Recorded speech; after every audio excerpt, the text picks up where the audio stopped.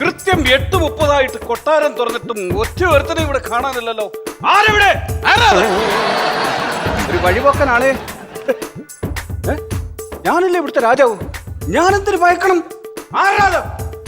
അയ്യോ, മഹാരാജാവായിരുന്നോ? അളിയൻ. അളിയനോ? അടിയൻ. ഇവിടെ ഇവിടെ ഒറ്റ ഒരുത്തനെ കാണാനില്ലേ, എല്ലാവരും ഇടവപ്പോടെ. എന്റെ പൊന്നു മുതലാളി, മഹാരാജൻ അറിയാതെ പറഞ്ഞതാ, ശമ്പളമൊക്കെ കൃത്യമായിട്ട് കൊടുക്കാത്തത് കൊണ്ട് എല്ലാരും പിണങ്ങി അതിലേലും പോയി. ശമ്പളം കിട്ടാത്തൊരു പിണങ്ങി നിൽക്കുകയാണ്. അയ്യോ, എല്ലാവർക്കും ഉള്ള ശമ്പളമായിട്ടല്ലേ ഞാനിപ്പോ ഇങ്ങോട്ട് വന്നിരിക്കുന്നത്. ആണോ? എല്ലാവരും വിളിക്കും. മഹാരാജാവ് നീണാൾ വാഴട്ടെ. എല്ലാരും ശമ്പളം.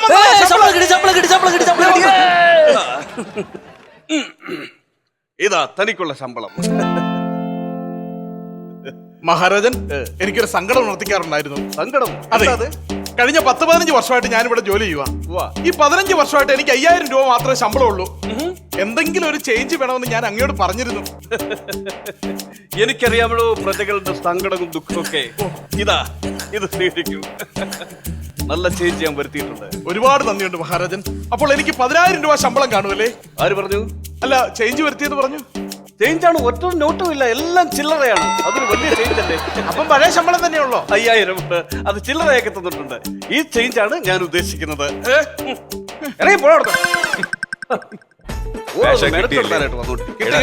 നീ അല്ലാതെ ആരെങ്കിലും ഈ മരം കൊണ്ടിട്ട് സംസാരിക്കാൻ പോകണ? ഞാൻ നോക്കണം ഇപ്പം വാശത്താകതെല്ലിപ്പൊ പുഴുങ്ങി കിട്ടും.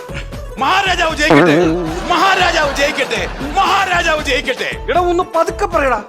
മഹാരാജാവ് ജയിക്കട്ടെ. എടാ, നാട്ടുകാർ വിചാരിക്കും ഞാൻ തോൽവിയാണ്. എപ്പോഴും ജയിക്കട്ടെ ജയിക്കട്ടെ എന്ന് പറയണ്ട. ഞാൻ ജയിച്ചുകൊണ്ടിരിക്കുന്ന ഒരാളാണ്. ശരി. ഇത് മഹാരാജാവിനെ കാണിക്കുക. എന്നെ കാണിച്ചാൽ നീ വിവരം അറിയും.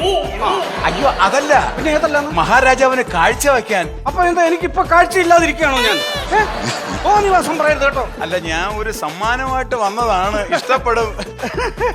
എന്നെ സുഖിപ്പിക്കണ്ട. കാര്യം എന്താന്ന് വെച്ചാൽ അങ്ങ് പറഞ്ഞാൽ മതി. അപ്പൊ ഇത് വേണ്ട. അത് വേണ്ട, അത് കയ്യിരുന്നോട്ടെ. അതെ, അടുത്ത മാസം എന്റെ കല്യാണമാണ്. പെണ്ണെങ്ങനുണ്ട്? അയ്യോ, ഞാൻ കെട്ടാൻ പോകുന്ന പെണ്ണായിട്ട് പറയുന്നതല്ല. സത്യം പറഞ്ഞ ഗോതമ്പിന്റെ നിറം. ഗോതമ്പിന്റെ നിറോ? മാനിന്റെ കണ്ണ്, കുയിലിന്റെ സ്വരം, പിന്നെ അന്ന നടയും. അപ്പൊ മനുഷ്യന്റേതായിട്ട് ഈ പെണ്ണിനൊന്നും ഇല്ലയോടെ? ഞാൻ വന്ന സംഭവം എന്ന് പറഞ്ഞു കഴിഞ്ഞാല്, എന്താണ് സംഭവം? കല്യാണമൊക്കെ കഴിക്കാൻ പോകണല്ലോ. ഇപ്പൊ തന്നുകൊണ്ടിരിക്കുന്ന 5000 രൂപ ഒന്നിനും തികയില്ല. എനിക്ക് എന്തെങ്കിലും ശമ്പളം ഒന്ന് കൂട്ടി തന്ന വലിയ സന്തോഷം. എടോ, എനിക്കൊരു മനുഷ്യന്റെ പ്രയാസങ്ങളും ദുഃഖങ്ങളും ഒക്കെ കാണുമ്പോൾ മനസ്സിലാകുന്ന ഒരാളാണ്. ഒരു വിവാഹം കഴിക്കുമ്പോൾ പുതിയൊരു ജീവിതം തുടങ്ങുമ്പോൾ ഒരുപാട് ചെലവുകളൊക്കെ ഉള്ളതല്ലേ? അറിയാമല്ലോ. എന്തായാലും പറഞ്ഞ സ്ഥിതിക്ക് ഞാൻ ആ ശമ്പളം ഒന്ന് കൂട്ടിത്തരാൻ തീരുമാനിച്ചിരിക്കുന്നു. 15000 രൂപ. എങ്ങനെയുണ്ട്? എത്ര? 15000 രൂപ വെച്ചാൽ സന്തോഷമാണോ? 3 മടങ്ങ്. അയ്യോ, സന്തോഷമായി. മഹാരാജാവ് ജയിക്കട്ടെ, മഹാരാജാവ് ജയിക്കട്ടെ, മഹാരാജാവ് ജയിക്കട്ടെ. അതെ, 3 മാസം കൂടുമ്പോൾ വന്ന് ശമ്പളം കൃത്യമായിട്ട് മേടിച്ചോണം. അപ്പൊ മാസം തോറും വരണ്ടേ? മാസം തോറും തരാൻ എനിക്കെന്താ പ്രാന്താണോ? നിനക്ക് 15000 ചോദിച്ചു, ഞാൻ അത് സമ്മതിച്ചു.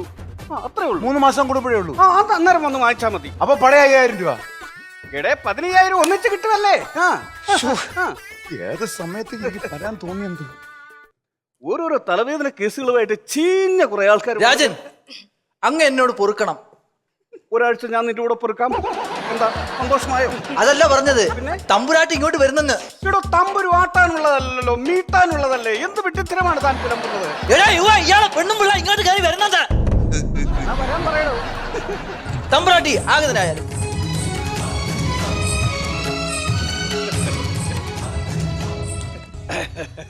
വന്ദനം രാജൻ. കിലുക്കൻ റാണി. റാണി ലാലേട്ടന്റെ ഒരു പടത്തിന്റെ പേര് പറഞ്ഞു, ഞാൻ തിരിച്ചു ഒരു പേര് പറഞ്ഞു. ഇനി നമുക്ക് മമ്മൂട്ടിയുടെ സിനിമ പേര് പറഞ്ഞ് കളിക്കാം. അമരം. അയ്യോ, ഞാൻ അതല്ല രാജൻ പറഞ്ഞത്. പിന്നെ നമസ്തേ എന്ന് പറഞ്ഞതാ. ഓ, നമസ്കാരം. അതെ. റാണി ഇതുവരെ എവിടെയായിരുന്നു? തോഴിമാരുടെ കൂടെ ക്ഷേത്രത്തിൽ പോയിരുന്നു. ഏത് ജ്യോതികുമാറിന്റെ കൂടെ? ഏത് ജ്യോതികുമാറിന്റെ കൂടെയാണ് നിങ്ങൾ ക്ഷേത്രത്തിൽ പോയത്? ജ്യോതികുമാറിന്റെ കൂടെയാണ് ഈ ക്ഷേത്രത്തിൽ പോയത്? ജ്യോതികുമാർ അല്ല രാജൻ, തോഴിമാരുടെ കൂടെ. തോഴിമാരുടെ കൂടെ? വരൂ റാണി. അസ്വസ്ഥയായാലും അസ്വസ്ഥന. എന്താ അസ്വസ്ഥത? അതല്ലെന്നേ, സിംഹാസനത്തിൽ വന്നിരിക്കുന്നതിന് എന്താണ് പറയുന്നത്? ഓ, ആസനസ്ഥയായാലും. ആസനസ്ഥയായാലും മഹാറാണി. അതിനൊന്നും നേരമില്ല. എന്താ? ഇതാ പ്രസാദം, അവിടത്തേക്ക്. ഏത് ഭാഗത്തൊക്കെയാണെന്നൊന്ന് പോയിന്റ് ചെയ്ത് തന്നാൽ ഞാൻ അവിടെ എല്ലാം തേക്കാമായിരുന്നു. അതല്ല പിന്നെ നെറ്റി തേക്കാൻ. എന്റെ നെറ്റിയിൽ തേക്കാനോ? Okay okay. കല്യാണത്തിന് മുമ്പ് ഒരുപാട് കുമാരന്മാരെ തേച്ചതാണെന്ന് ഞാൻ അറിഞ്ഞിട്ടുണ്ട്. ഓ രാജൻ, ഇന്നെന്താണ് അമ്പലത്തിൽ പോകാനുള്ള ഒരു വിശേഷ ദിവസം വല്ലതും? മറന്നല്ലേ? ഇന്നെന്റെ ഹാപ്പി ബർത്ത്ഡേ അല്ലേ? ഇന്ന് ഹാപ്പി ബർത്ത്ഡേ ആണോ? Happy birthday to you, happy birthday to you അംറാണി, ഹാപ്പി ബർത്ത്ഡേ ടു മതി. റാണി. ഈ പാട്ട് മാത്രമേ ഉള്ള, എനിക്ക് സമ്മാനം ഒന്നുമില്ലേ? പിന്നെ റാണിക്ക് സമ്മാനമില്ലയോന്നു? റാണിയുടെ ജന്മദിനം പ്രമാണിച്ച് റാണിക്ക് ഞാൻ സമ്മാനമായി 10 ആനകളെയും 10 കുതിരകളെയും നൽകും. ഇതൊക്കെ നടക്കോ? നടക്കും, പക്ഷെ കീ കൊടുക്കണം. രാജൻ, നാട്ടിലുള്ള എല്ലാ രാജാക്കന്മാർക്കും ഓരോ വിളിപ്പേരുണ്ട്. രാജാതി രാജൻ, വില്ലാളി വീരൻ, വീരശൂര പരാക്രമി. ഇവിടെ ഉണ്ട് ഒരു രാജാവിന് കുറെ വിളിപ്പേരുകൾ. കേൾക്കണോ? നോമിനുമുണ്ടോ ഒരുപാട് വിളിപ്പേരുകൾ? നീ എന്താണ് മഹാറാണി? പറയൂ, എനിക്കത് കേൾക്കാൻ തിടുക്കമായി. പറയൂ പറയൂ പറയൂ പറയൂ. വേട്ടാവളിയൻ, മര ഊള, ഉണ്ണാക്കൻ, ഇനിയുണ്ട് കുറെ. പറയാൻ പറ്റുള്ളൂല. ഞാനിത് വിശ്വസിക്കില്ല. അസംഭവ്യം, ഞാനിത് വിശ്വസിക്കില്ല. എങ്ങനെ നാട്ടുകാർ പറയാതിരിക്കും? എന്താണ് നിങ്ങൾ ഇവിടുത്തെ സ്വത്ത് മൊത്തം ദൂർത്തടിച്ച് തീർക്കുമല്ലേ? നാമോ? 1 രൂപയുടെ വരുമാനം നിങ്ങൾ ഈ കൊട്ടാരത്തിൽ ഉണ്ടാക്കുന്നുണ്ടോ? ഞാൻ കേട്ടത് നിങ്ങളെ രാജാവിന്റെ സ്ഥാനത്ത് നിന്ന് മാറ്റിയിട്ട് നിങ്ങളുടെ അനുജനെ ആക്കാൻ പോകുന്ന. എന്റെ അനുജനെ രാജാവായി വാഴിക്കാൻ പോകുന്നു? അതെ. ഇത് എവിടുന്ന് കിട്ടിയ നിനക്ക് ഈ അശ്ലീകരമായ വാർത്ത? ഇന്നലെ തോഴിമാരെല്ലാരും കുളിക്കാൻ നേരത്ത് കുളക്കടവിൽ ഞാൻ ചെന്ന് മതിലിന്റെ മേളിൽ കൂടി എത്തി നോക്കിയപ്പോ കേട്ടതാ. എന്ത് മ്ലേച്ഛകരമായ പ്രവൃത്തിയാണ് റാണി ചെയ്തിരിക്കുന്നത്? എന്താ?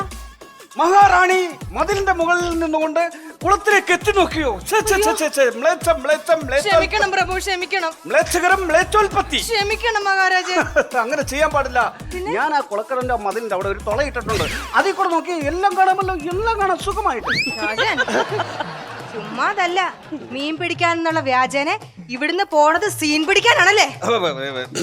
നിങ്ങളുടെ സീൻ പിടുത്തൊക്കെ നിർത്തിയിട്ട് ഇവിടേക്കുള്ള വല്ലതും ഉണ്ടാക്കാൻ നോക്കി. ആ റാണിയുടെ മുമ്പിൽ വെറും മ്ലേച്ഛനായി പോയല്ലോ. പ്രഭു, നിങ്ങൾ തമ്മിലുള്ള ആ സംഭവങ്ങളെല്ലാം ഞാൻ കേട്ടായിരുന്നു. എന്ത് സംഭവം? പൈസ ഉണ്ടാക്കുന്നത് എങ്ങനെയാണെന്ന് ആ ബാബുവിനെ കണ്ടുപിടിക്ക്. ഏത് ബാബു? നമ്മുടെ ബെറ്റ് ബാബു. ബെറ്റ് ബാബു? പ്രഭു, നമ്മുടെ കൊട്ടാരത്തിന്റെ കാവൽക്കാരൻ ബെറ്റ് ബാബു. അവൻ ബെറ്റ് വെച്ച് നാട്ടുകാരെ മുഴുവൻ പറ്റിച്ച് പൈസ ഉണ്ടാക്കുന്നുണ്ട്. അതെ, ഞങ്ങളൊക്കെ എന്തുമാത്രം പൈസ അവന് ബെറ്റ് തോറ്റു കൊടുത്തെന്നറിയോ? ഞാനും ചിന്തിക്കാതിരുന്നല്ലോ. കൊട്ടാരം കാവൽക്കാരനായിരുന്നുകൊണ്ട് ഇവന് ഇത്ര സുഖ സൗകര്യത്തിൽ എങ്ങനെ ജീവിക്കുന്നു? അത് തന്നെ. അത് ശരി. അപ്പം ബെറ്റ് വെച്ചാണ് കാശുണ്ടാക്കുന്നത്. ആരെവിടെ? ബെറ്റ് ബാബുവിനെ ഇവിടെ ഹാജരാക്കൂ. ബെറ്റ് ബാബു കടന്നു വരൂ. രാജൻ, അങ്ങനെ വിളിച്ചിരുന്നോ? ബെറ്റ് ബാബുവിനെ നാം വിളിപ്പിച്ചിരുന്നു. നിങ്ങൾ നാട്ടുകാരെ കളിപ്പിച്ച് ബെറ്റ് വെച്ച് കാശുണ്ടാക്കാറുണ്ടല്ലേ? അങ്ങനെ ചുമ്മാ ഒന്നും ഞാൻ ബെറ്റ് വെക്കാറില്ല. ജയിക്കും എന്ന് പ്രതീക്ഷ ഉണ്ടെങ്കിൽ മാത്രമേ ഞാൻ ബെറ്റ് വെക്കാറുള്ളൂ. ഓഹോ, അങ്ങനെയെങ്കിൽ ബെറ്റ് ബാബുവിനോട് നാമും ബെറ്റ് വെക്കാൻ ആഗ്രഹിക്കുന്നു. അത് വേണോ രാജൻ? വേണം രാം. വേണ്ട രാജൻ. വേണമടാ. എന്നാ ശരി, ഞാൻ ബെറ്റ് വെച്ചിരിക്കുന്നു. അങ്ങയുടെ വലതുകാലിന്റെ മുട്ടിന് താഴെ ഒരു വെളുത്ത മറുകുണ്ട്. നീ എന്താണ് പറഞ്ഞത്? എന്റെ വലത്തുകാല മുട്ടിന്റെ താഴെ ഒരു വെളുത്ത മറവുണ്ടെന്ന്? അതെ. ഇല്ലെന്ന് നാം തെളിയിച്ചാൽ? ഇല്ലെന്ന് രാജാവ് തെളിയിച്ചു കഴിഞ്ഞാൽ ഞാൻ അങ്ങയ്ക്ക് 10,000 രൂപ തരും. പക്ഷെ ഉണ്ടെങ്കിൽ അങ്ങനെക്ക് കേവലം 100 രൂപ മാത്രം തന്നാ മതി. ഓമനെ അത്രയ്ക്ക് കൊച്ചാക്കുകയാണ് ഒരു കൊട്ടാരം കാവൽക്കാരൻ. ഉണ്ടെന്ന് തെളിയിച്ചാൽ നിനക്ക് നാം 50,000 രൂപ തരും. അങ്ങയുടെ ഇഷ്ടം പോലെ. എടുത്തോണ്ടോ പൈസ? കാശെടുത്തോണ്ട് വേടാ. വേറെ കാര്യം ഞാൻ പറഞ്ഞേക്കാം. അവൻ ആളാരാ മോനെന്നറിയോ? ആരാ മോനെ? പ്രഭു, അങ്ങ് കാണാതെ അങ്ങയുടെ കാലിന്റെ ആ മറുകില്ലേ, വെള്ള മറുക്, അവൻ എങ്ങനെയാലും ഒളിഞ്ഞിരുന്ന് കണ്ടുപിടിച്ച് കാണും. ഇടോ പൊട്ട, എന്റെ ശരീരഭാഗത്ത് അങ്ങനെ ഒരു മറുകില്ല. ഉറപ്പാണോ? എനിക്ക് ഉറപ്പുള്ളത് കൊണ്ടല്ലേ നോം അങ്ങനെ ആ ബെറ്റ് വെച്ചത്. ഓ, എന്നാ തിരുമേനി ജയിക്കും. ഇതാ അങ്ങ് പറഞ്ഞ 10,000 രൂപ ഞാൻ ഈ പടന്റെ കൊടുക്കുന്നു. നാം വാക്ക് പറഞ്ഞാൽ വാക്കാണ്, അതിൽ മാറ്റമില്ല. നാളെ ബാങ്ക് തുറക്കുമ്പോ ഞാൻ പൈസ എടുത്തു തരാം. ഇനി ഞാൻ കാണട്ടെ ആ മുട്ടിന് താഴെയുള്ള വെളുത്ത മറുക്. ഇല്ലെങ്കിൽ ഞാൻ 10,000 രൂപ പോയല്ലോ എന്റെ. ഓക്കെ ഓക്കെ, മത്സരത്തിന് ഞാൻ തയ്യാർ.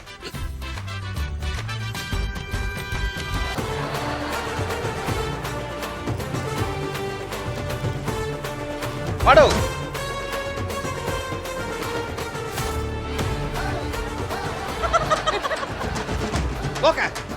എന്റെ വലത്തെ കാലിന്റെ മുട്ടിന് താഴെ എവിടെയാണ് മറുക? കാണിക്കേ കാണിക്കേ എന്റെ ഇല്ല. ഇടത്തെ കാലിന്റെ മറുകില്ല ഉണ്ടോ? മറുകില്ല മറുകില്ല രാജാവ് ജയിച്ചു ബെറ്റുമാവ് തോറ്റു മഹാരാജ നീണാൾ വാഴട്ടെ മഹാരാജാവ് മഹാരാജ നീണാൾ വാഴട്ടെ മഹാരാജാവ് വിജയിച്ചിരിക്കുന്നു. രാജാവ് ജയിച്ചു പതിനായിരം രൂപ ഒറ്റ നിമിഷം കൊണ്ട് നേടിയെടുത്ത കണ്ടില്ലേ? എന്നിട്ട് ഞാൻ വെറും ഊളയാണ്. എടാ നീ ഇത്രയും കാലം ഞങ്ങളെ കാശത്രയും വാങ്ങിച്ച് കണ്ടടാ രാജാവ് ബുദ്ധിമാനാണ്ടാ നിന്നെ പറ്റിച്ചത്. കേട്ടാ ഈ സന്തോഷ വാർത്ത മഹാറാണി അറിയിക്കൂ. അറിയിക്കാൻ പ്രഭു ആരവിടെ? മഹാറാണി വിളിച്ചോണ്ട് വാ. രാജാവ് മുഖം കാണിക്കാൻ വിളിക്കുന്നു എടാ, ഇനി മേലിൽ നീ ബെറ്റ് വെക്കാന്ന് പറഞ്ഞു വിടരുത്. ആഹാ നോക്കൂ എന്റെ കാലിൽ മറുകുണ്ടോ? ഞാൻ മറ്റുള്ളവരെ അറിയിക്കാം. കേട്ടോ മാളോരേ. രാജൻ റാണിയെ മന്ത്രിയെ വിളിക്കൂ. എന്റെ ദൈവമേ, നോക്കൂ എന്റെ കാലിൽ എന്തെങ്കിലും ഉണ്ട്. ആഹാ, മഹാറാണി നോക്കൂ മഹാറാണി നോക്കൂ തുണി എന്റെ എടുത്ത് ഇടത്തെ കൊടുക്ക് കാലിൽ. മനുഷ്യ, എന്തൊക്കെ വൃത്തികേടായി കാണിക്കുന്നത്? തുണി കൊടുക്കാൻ. ഞാനും ബെറ്റുബാവും തമ്മിൽ ഒരു ബെറ്റ് വെച്ചിരുന്നു. എന്ത് പറ്റ്? ഞാൻ വെറും ഉണ്ണാക്കര് ഊളയമാണെന്നല്ലേ മഹാറാണി പറഞ്ഞത്? ആ. ഒരു നിമിഷം കൊണ്ട് 10,000 രൂപ ഞാൻ സമ്പാദിച്ചു. എങ്ങനെ? ബെറ്റുബാവുമായി ബെറ്റ് വെച്ചു. എന്റെ വലത്തെ കാലിന്റെ മുട്ടിന് താഴെ ഒരു വെളുത്ത മറവുണ്ടെന്ന് അവൻ ബെറ്റ് വെച്ചു. ഇല്ലെന്ന് ഞാൻ തെളിയിച്ചു. 10,000 രൂപ എനിക്ക് സ്വന്തം. എന്റെ ഭഗവാനെ, ചതിച്ചല്ല. എന്ത്? ഇവൻ എന്നോടും തെറ്റ് വെച്ചിട്ടുണ്ടായിരുന്നു. നിങ്ങളെ തുണിയൊന്നും ഇല്ലാതെ ഭ്രാന്തനെ പോലെ ഇവിടെ കിടന്ന് ഡാൻസ് കളിപ്പിക്കാന്ന്. ആ, ഞാൻ അറിഞ്ഞ നിങ്ങൾ ഈ വൃത്തികേടൊക്കെ ചെയ്യുമെന്ന്. എത്ര രൂപയ്ക്ക് ബെറ്റ് വെച്ച്? 1,00,000 രൂപയ്ക്ക്. 1,00,000 രൂപ. എടാ കാലാ, നീ എന്റെ 1,00,000 രൂപ അടിച്ചെടുത്തോടാ നീ.